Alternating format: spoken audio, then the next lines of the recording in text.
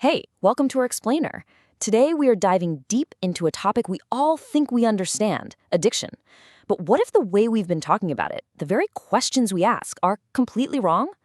We're going to look at a new framework today that might just flip everything you thought you knew on its head.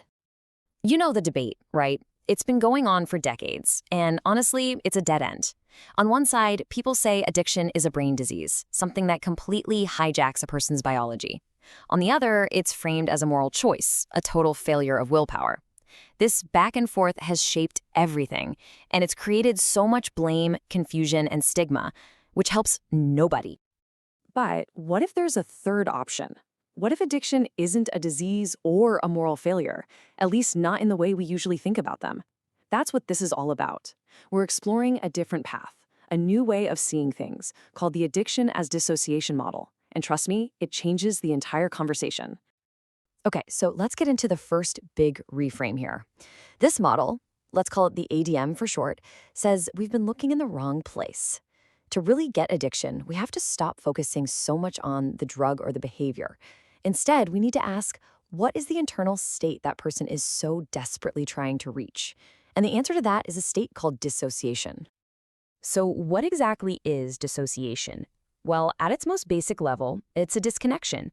Think of it as a way to mentally sever yourself from a painful feeling, a tough memory, or even just the present moment itself. And this is so important. It's a built-in survival tool. Our brains do this automatically when things get too intense to handle. And here it is. This is the absolute core of the model. It argues that addiction isn't really a dependence on a substance. It's a pathological, all-consuming dependence on the feeling of disconnection that the substance provides. And the big question is why? The answer? To survive the crushing weight of unresolved trauma.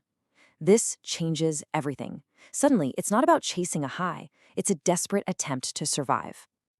All right, so that leads us to the next big reframe. If addiction is a desperate reliance on dissociation to survive, well, the obvious question is survive what? The ADM points a huge, blinking arrow directly at one thing: unresolved trauma. Now, we're not just talking about zoning out for a second. The kind of dissociation we're talking about here, dissociation in trauma, is way, way deeper. Picture your mind like a single sheet of glass. A truly overwhelming traumatic event doesn't just tap it, it shatters it.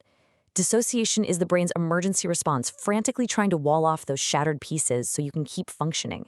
It's a deep fracture of the self, a biological necessity to get through something unbearable. So here's how that vicious cycle gets locked into place.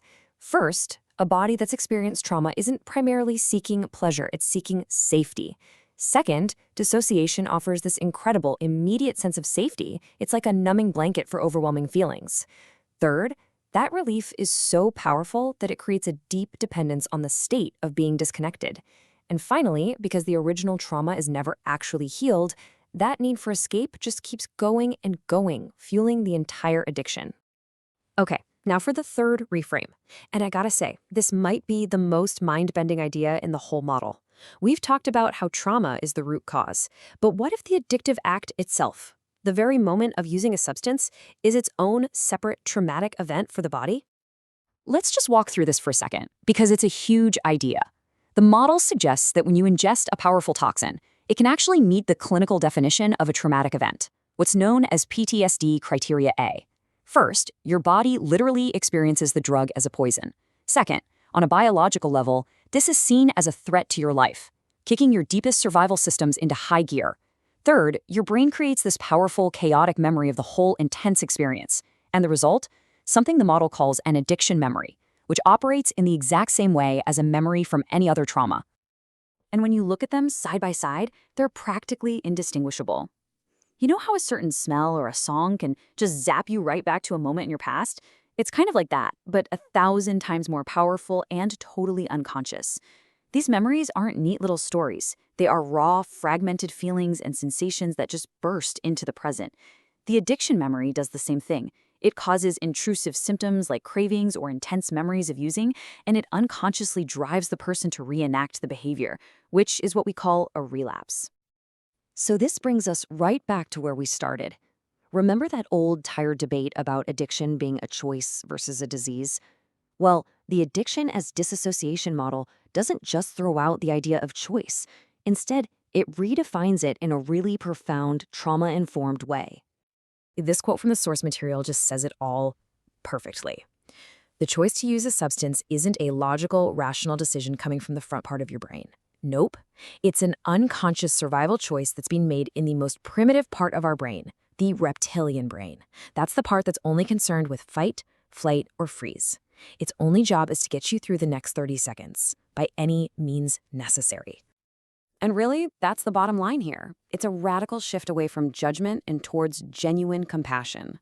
From this perspective, addiction isn't some deep character flaw or a moral weakness. It is a profoundly misunderstood, and in some ways a totally brilliant, attempt by a person's system to survive what feels like an unsurvivable internal reality. And that leaves us with a really important question to think about. If we start to see addiction not as a failure, but as a survival response that's rooted in trauma, what does that change? What does that mean for our approach to treatment, to public policy, and even just how we see the people in our own communities who are struggling? It suggests that real healing isn't about shaming someone into having more willpower. It's about finally helping them find safety and resolving the deep trauma that's been driving the whole thing from the start.